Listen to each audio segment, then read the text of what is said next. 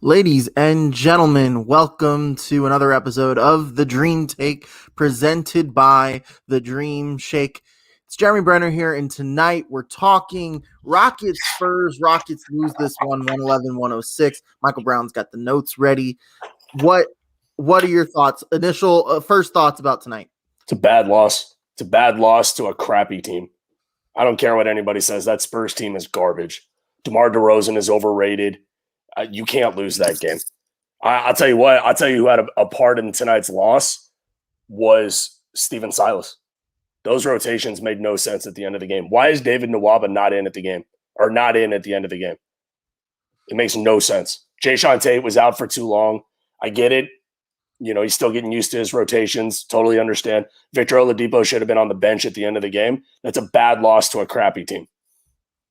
Now, here's the thing. Mike and I, it's not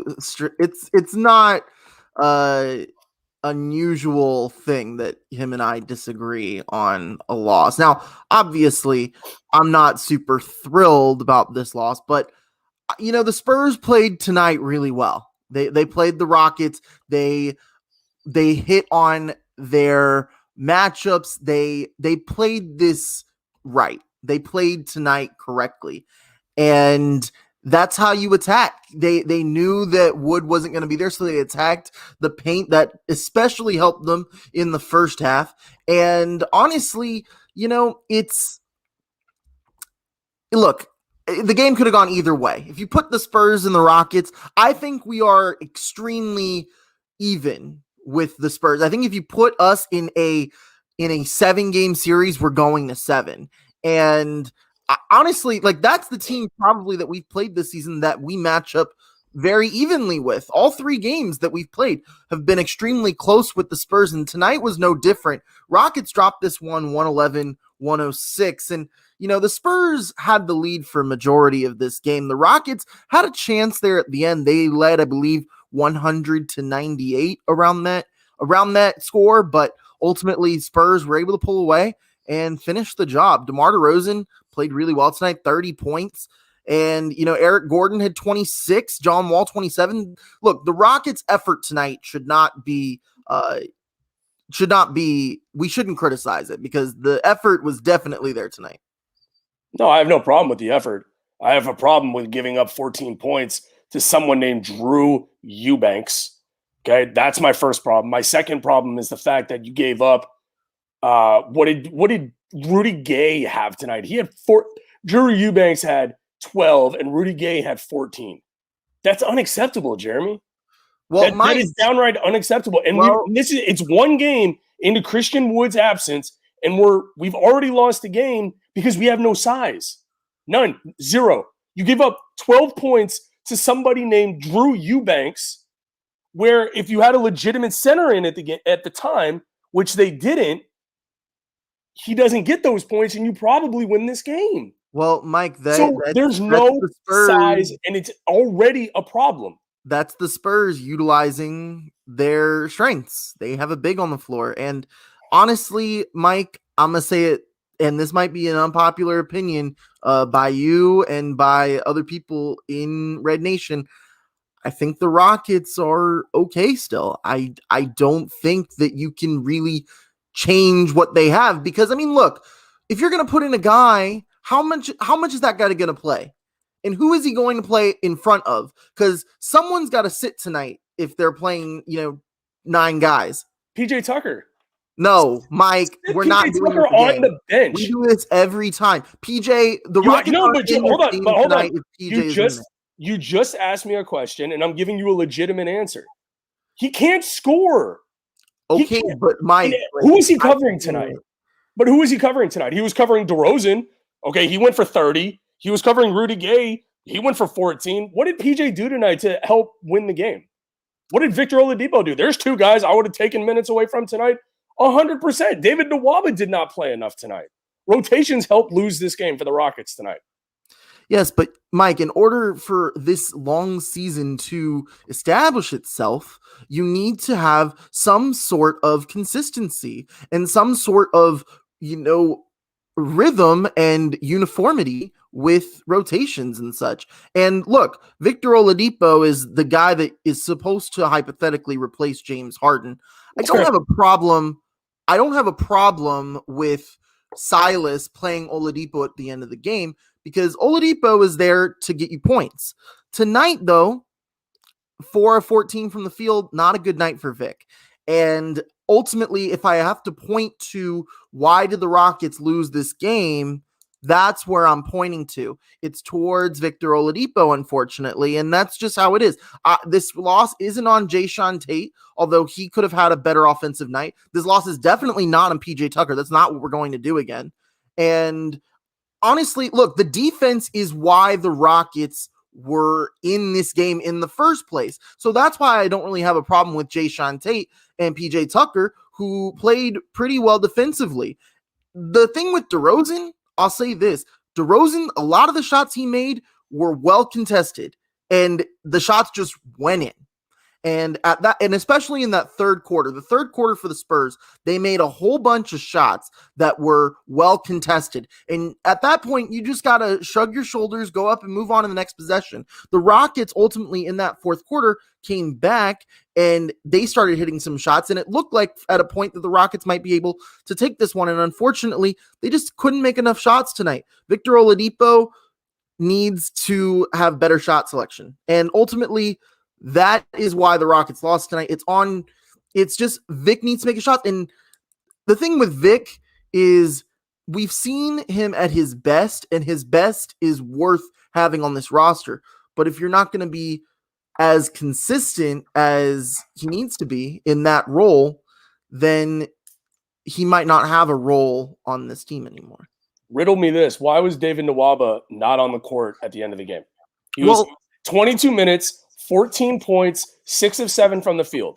Only played 22 minutes. Give me a legitimate reason. Hold on. Give me a legitimate reason why he was not on the court at the end of the game instead of PJ Tucker. He was on a minutes restriction, possibly.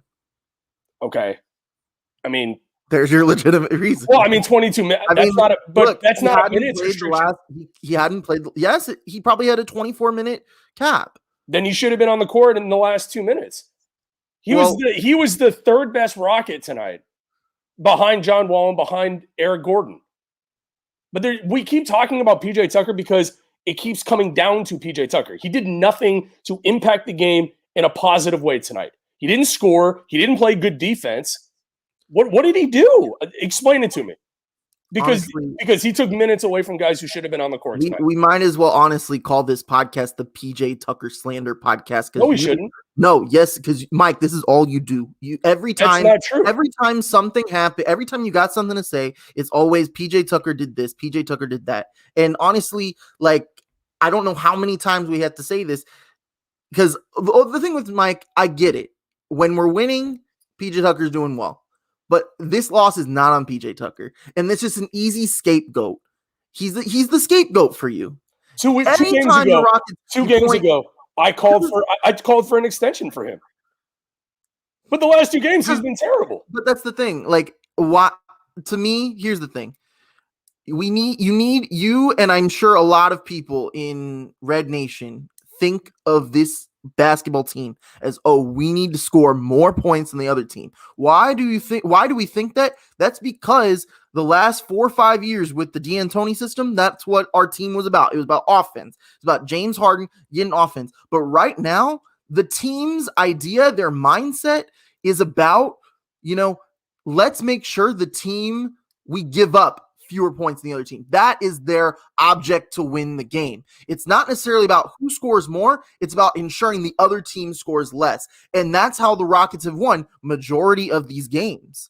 And honestly, that PJ Tucker is a big reason why the Rockets right now are in the top 3 or so teams defensively. He's not been the best defender. I'd say Jayshawn Tate has been the best defender on the team. He's the one that should have been in there late in the game. And that substitution for DeMarcus Cousins should have been made a lot sooner. However, because they're so limited with size with no Wood, they have to keep DeMarcus Cousins out there for a legitimate amount of time. DeMarcus Cousins also trying to do point guard like things needs to go. And there were at least 2 times tonight that I can count, that I can fully remember, that happened, and it's just something that we need to get out of his repertoire. That doesn't belong there. DeMarcus Cousins is a center who can set screens, pop at the 3-point line, or get it on the low block. And I thought DeMarcus Cousins was for the whole game that he played. I was impressed with DeMarcus Cousins. 12 and 11. That's you want to see more just because you normally get more from Christian Wood, but given DeMarcus Cousins' abilities, I have no qualms tonight with DeMarcus Cousins, except for maybe his 2 or 3, silly turnovers. Or the technical foul. He picked up another technical that cost the Rockets points. I mean, when you lose a close game like this, you're going to nitpick. But at the end, look, all I'm saying is at the end, Oladipo and Tucker should not have been on the court, and it should have been Tate and Nwaba. See, Mike, you can't just praise Steven Silas for getting a technical foul earlier this week, and now you're hampering DeMarcus Cousins for getting one. I'm not hampering it. You said you had no issues with his performance tonight, and I'm saying outside, because it cost you points tonight. Well, it didn't. Did Steven Silas not cost us points the other night? He did, but we ended up winning the game. But when you lose a game by less than 6 points? He got a technical foul in the previous game. Okay, but this lost. Okay. Is that on Steven Silas? No, because they lost. I think they got blown out that game. It wasn't a close game. I'm saying I have no problem. So if you take away that 1 point, the Rockets still lose tonight. They still lose tonight. I'm just saying, but his technical fouls are adding up, which is fine. I have no problem with that. But because you're criticizing him about 1 point. No, I'm criticizing you. You said he played he played well tonight. I said yeah, but he also got the technical foul that cost us points in a close game. That's all. We're going to take questions now from those of you who are watching us live on our YouTube channel, our brand new handy dandy YouTube channel. We've got some already from Grant Flynn. Thank you for coming in, Grant. And so question here from Grant. Why was Sterling Brown on the court? I mean, Sterling Brown didn't play a whole lot tonight. I'm glad we're actually bringing this up. He had 8 minutes tonight. He played very sparingly. And on a night where you could have used a little bit more offense, he's someone, I would have liked to see a little bit more from him. But, he usually plays a little bit more. I want to say there's an injury there. And it just sounds like an injury, given what I'm seeing here. What do you think, Mike? Yeah, I just don't think he's been very good. I mean, he had the terrific starts of the season, but recently Sterling Brown is, if it's an injury, it makes sense that his performance has dropped since the start of the year. He only played 8 minutes. He really didn't impact the game all that much. I'm curious. Why is he only playing 8 minutes? He's been playing much more than that in the last 2 weeks. Because whose minutes were you going to take away from tonight? You could look into taking some of Vic's minutes out. Considering Vic, John Wall had back spasms, but John Wall didn't play like he had back spasms. Yeah, John Wall was your best player tonight. Eric Gordon played 36 minutes tonight, and usually Eric Gordon doesn't play that much. So, maybe it was he wanted to keep Eric Gordon in the game because Eric Gordon was hot. Maybe it was, I don't know, because usually maybe you'd give Sterling Brown 18 minutes, 16 minutes, and then Eric Gordon gets some. Christian Wood probably soak some of those out. So I'm not entirely sure. I hope that question comes up in a press conference soon. But yeah, he's a liability on defense. That's the problem if he's not hitting shots unless he's useless. But I hate using the term useless for any of these guys. Look, most of us here are just, kind of, talking basketball, but I hate using the ideas that these guys are useless or, like that, because they're in the NBA. Like nobody's useless in the NBA. Nobody's useless on this team. People have good nights, people have bad nights. And just because the Rockets have a bad night doesn't mean some guy is I don't think it's easier to look at a loss and then highlight the negatives of a team, but it doesn't erase the positives. Let's get that right. So we got a question. Yeah. But I get what he's saying though. It's like Ben McLemore. The reason why Ben McLemore doesn't play right now is because he's a liability defensively. I think that's probably a better term for it, is that somebody's a liability at something instead of useless. But I get what he's saying. I actually think Sterling Brown, Bill Worrell made a comment tonight that his defense, he's not built like you would think, right? With how tall he is, he needs to put on some muscle. Mm-hmm. He gets bodied around on the defensive end way too much. I think that's a big reason why he's only playing the 8 minutes. Just the Nwaba thing was dumbfounding tonight. But the minutes restriction does make sense since it was his first night back. But when he's 6 of 7, I mean, you got to find a way to get him on the court at the end. Mm-hmm. We got a question from Jake Mountford here. How can Vic improve as a player to make him efficient for the Rockets? Honestly, I think Vic looks lost out there. On most nights that he has played, he has looked lost. He needs to play, honestly, he needs to play more like Eric Gordon. But the thing is, he doesn't have that same handles as Eric Gordon does. And I think having Eric Gordon out there actually really harms Vic's game. And Vic needs to do more without the ball. That's what he needs to do more of. Eric Gordon has the ability to do that, but Eric Gordon is also much more able to be more effective, to be his best when he has the ball in his hands. So for me, I think Vic is trying to be more of his own creator, but he still hasn't found his niche yet. To me, I'm not sure if it's an injury thing from his past or, I don't think Vic feels 100% comfortable. It's not as consistent. That's what it is. He's not as consistent, Mike. Yeah, I think it goes even a little bit beyond that. I think he looks most lost when he's on the court with John Wall and Eric Gordon at the same time. Yeah, because at that point he's a third option, and Vic Correct. is not a guy that should be a third option anywhere. He should be at least a first or a second option. And correct, he has not, but he also hasn't. He's not a point guard. He's not a point guard. The only point guards on this team right now are John Wall and Eric Gordon. Let's get that right. Eric Gordon, I know, is listed as a shooting guard everywhere you'll see, but Eric Gordon plays point guard for the Houston Rockets. Mason Jones is not a point guard. Mason Jones is a 2 guard. He doesn't have that's something that Mason Jones needs to work on, and that's something that's a way he can get more minutes, and it kind of bleeds into this next question from Vinny right here. We need a backup point guard when Wall is off on the bench, the team's offense. I don't necessarily think that. I honestly think that when Wall goes to the bench, Eric Gordon comes on, and Eric Gordon is able to create enough offense. Look, Eric Gordon was your best player tonight. If I have anything to say about it, 26 points, 8 of 13 from the field, 7 rebounds for him. I thought Eric Gordon was the shining star for the Rockets tonight. He was a stud. Eric Gordon has been fantastic thus far this year. I mean, from top to bottom, Eric Gordon has been just stellar. I do agree. I think the Rockets could use a guy like Tyus Jones. We saw him in the Memphis game. They just need somebody in the second unit to help facilitate the offense, a guy who's not going to look for a shot. That's Eric Gordon. Well, no, I'm saying that just what's the best term for it? Kind of like Tyus Jones, where he's not an offensive threat. He more just helps move the ball around the perimeter. He'll hit a shot or two if you need it. They do. I like Mason Jones. I'm a little curious why he didn't play tonight. Well, I mean, the thing is, Mike, is we can't play everybody.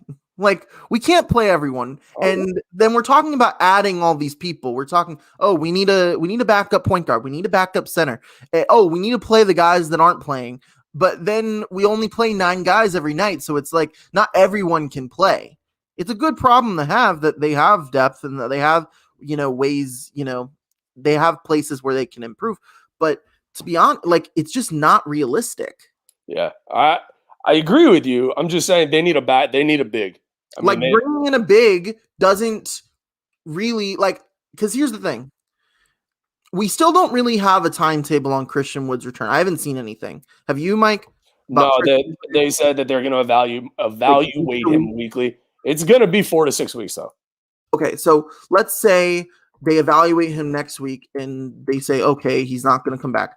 But if you bring a guy in off the street with COVID protocols and everything, it's going to take some time for them to get adjusted.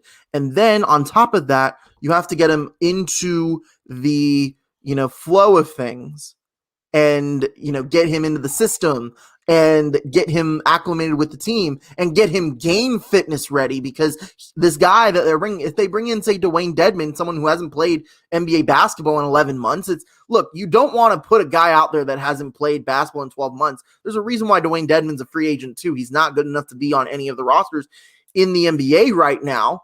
Not actually, I'll take that back. He is, but there's a reason why he's not.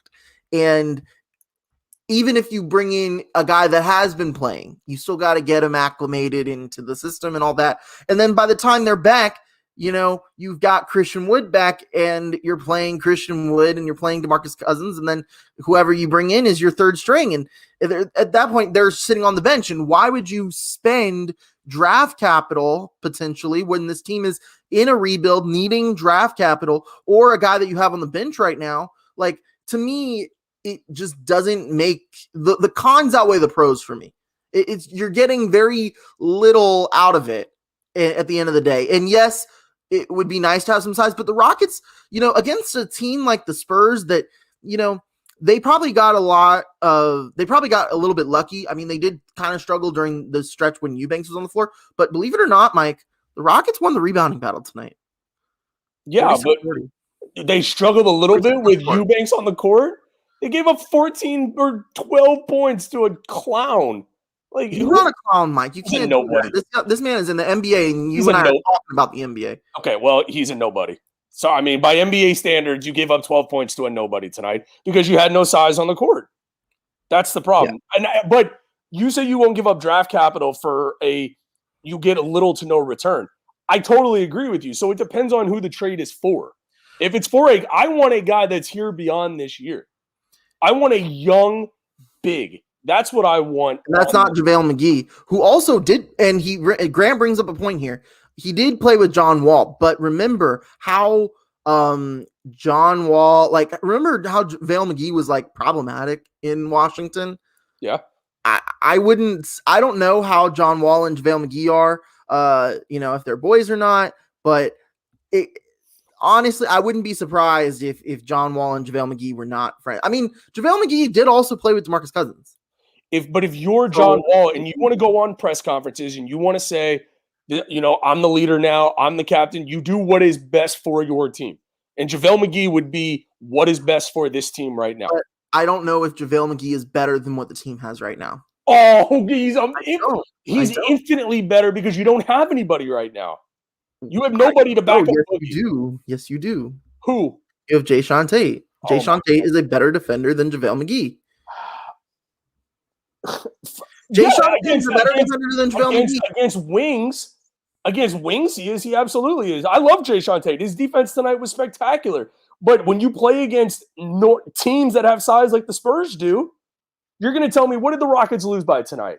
They lost by 5 points, and you give up 12 points to Eubanks. That's the game. If you have anybody that can put a body on him, you don't lose. Or Victor Oladipo made 2 of his shots. Totally agree. And you have a replacement on the bench. You have Nwaba. Oladipo should not have been in the game at the end of the game. He played like garbage tonight. No, you still put Oladipo in the end of the game. You still do, because he is the best. He's a better offensive option. He can create more than Nwaba can create. Tonight, Nwaba was 6 of 7. He was playing one of the best games of the year. So look, Oladipo is our Harden replacement. I'm not necessarily disagreeing with you the fact that Nwaba was better or worse than Vic tonight. That's true. But overall, if your Harden replacement is Vic, if Harden was Vic tonight, let's say that, and James Harden had the same stats that Vic had tonight, in the stretch of the game, do you bench Harden or do you go with Nwaba? Oladipo is not a Harden replacement in my eyes. Well, he is. He's a player, but he's a Harden. But he's a player on your team. I don't compare him to anybody. He's Victor Oladipo. He played like crap tonight, and Nwaba didn't. Nwaba should have been on the court. Period. And I mean, he did nothing. But I don't think you can blame Steven Silas for going that route. That's what I'm saying.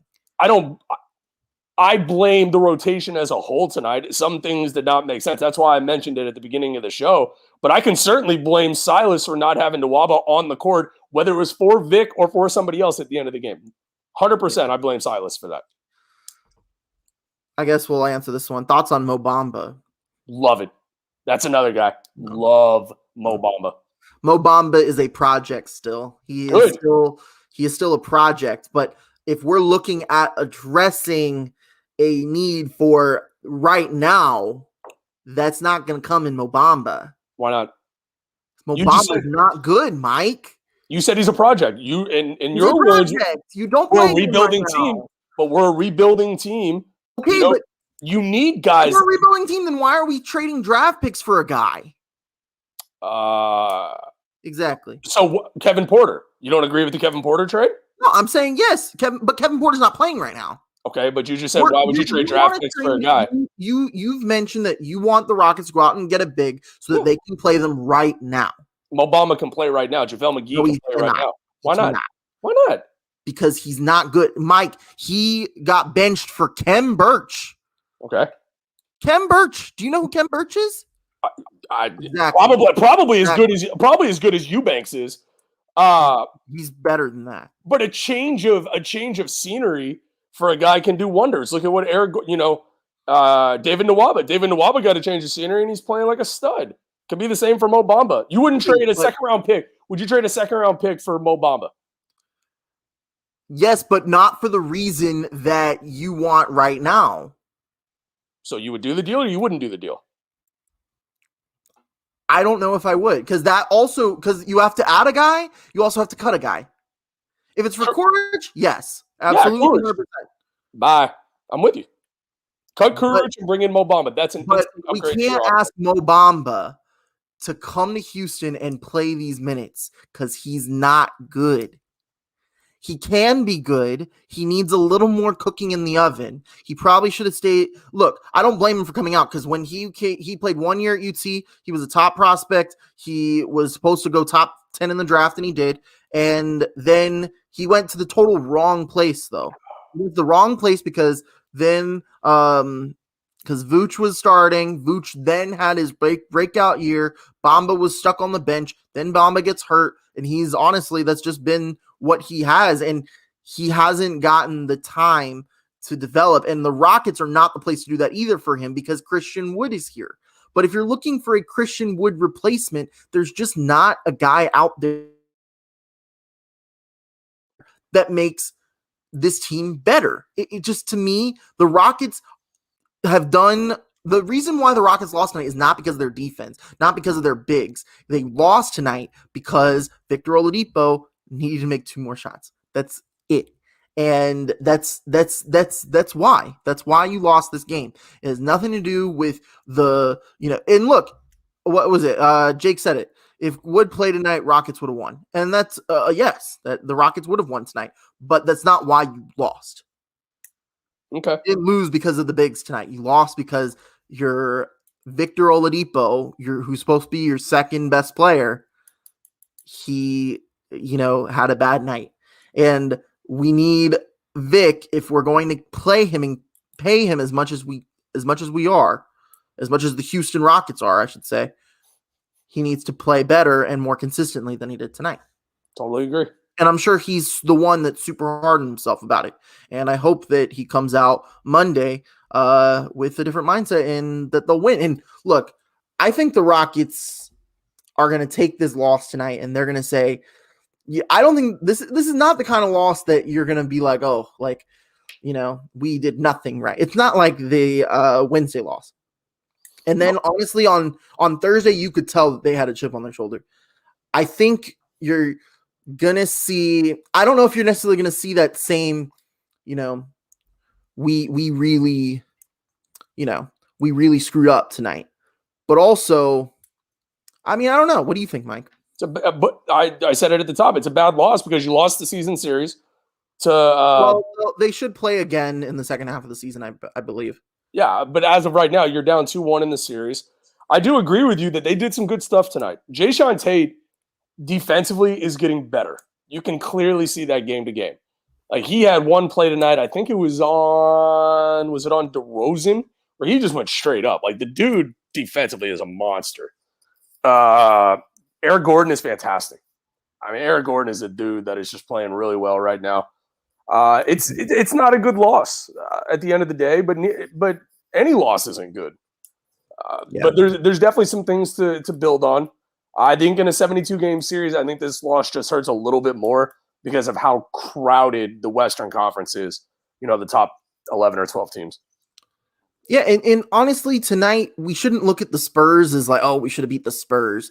We can be mad because it was the Spurs because we don't like the Spurs, but we can't be mad at losing the Spurs because the Spurs are a bad team. Spurs are a good team. They are where they are right now because they're one of the best, well-coached teams in the league, and that's why their record is probably better than what their talent suggests on paper. But the Rockets and the Spurs right now, as I said it earlier, are extremely evenly matched. And they could have won this game tonight, and they just fell short. And hopefully we can, move past this one. But look, the Rockets are going to be in a lot of dogfights this year. They're going to be in a lot of close games, and they need to find ways to close them. Or they need to find ways to make sure it doesn't get close. But that's just the nature of the NBA this season. That's what's going to happen. I'm going to answer this one question from Grant here. Oladipo and a pick to Miami for Kelly and Hero or Robinson. Let's solve real issues. That doesn't solve issues. That does not solve issues. Look at where Miami is in the standings this year, and look, Kelly Olynyk is not going to solve your problems. But I do think having a guy like Duncan Robinson might be a bit of a better fit for the Rockets. But like Kelly Olynyk is not going to solve your problems. Tyler Hero has hit that sophomore slump. I'm not sure if Miami's going to do that. And look, I'm sure that rumor, this potential trade is going to be thrown into the trade machine hundreds and thousands of times between now and March 25th. But at this point, that doesn't necessarily fix problems. It just gives us more problems. It gives us different problems, I should say. And we shouldn't be trading a pick to Miami. Like, it's just the Rockets right now need to obtain picks. And the only reason you're getting Oladipo off of your books is because you're getting more value in return. And I don't necessarily believe that this package is the best that you can get for Vic on this market. I think Vic's going to have a lot of suitors. And honestly, I think the Rockets are going to find themselves as one of the major players in this trade deadline because they have Victor Oladipo, who's going to be one of the biggest chips. But we'll talk more trades as the trade season comes into play. I think earlier this week, you could start trading players that just signed new contracts, and Derrick Rose is potentially on the move soon. So that should be very interesting. So Mike, the J train's pulling into the station. Let's talk Monday. We've got the Charlotte Hornets on deck here. Charlotte also, a team like the Spurs, can have its good nights, has its bad nights. They also have LaMelo Ball. What are your thoughts on the Charlotte Hornets and what to expect for Monday? Should be a good game. Should be a good game. The Rockets need to come out with pace.